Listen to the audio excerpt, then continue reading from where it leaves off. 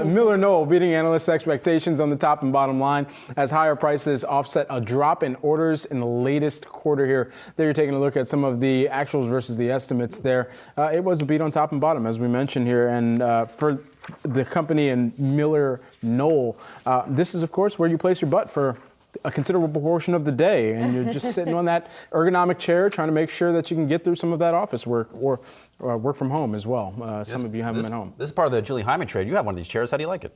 I mean, the chairs are awesome, right? Of course. The company is not, by the way, its business is pretty split, and retail is actually a smaller part of its business. It's got its contract business is the biggest part. So, you know, it makes furniture for other businesses, right? Mm-hmm. But it was interesting in looking into some of the inventory and supply and demand on the retail side. The company said that they had a good cyber week.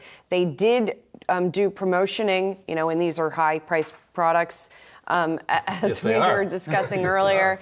And they did do some promotions. They said they described that as not aggressive, but did help move through some of that. But they do point out that, you know, the costs associated with holding inventory, right? Which is something we don't always talk about when we talk about inventory. We don't talk about it explicitly. Yeah. Is that, like, you got to put it somewhere. Right. You have to move it around, and those things come with costs. So they talked a little bit about that on the call.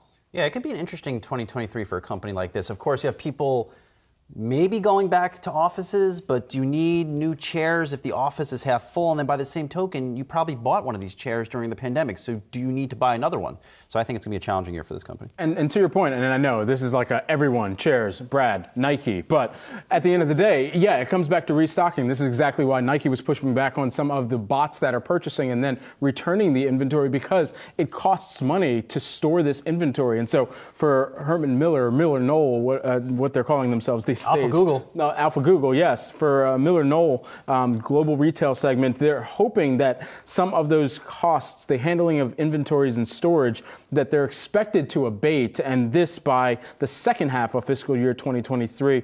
But they are seeing significant near-term pressure on that front, to your point, Julie. Yeah, MillerKnoll, remember, because they combined Herman Miller and Knoll, so they still sell Herman Miller as part of all of that. Classy stuff.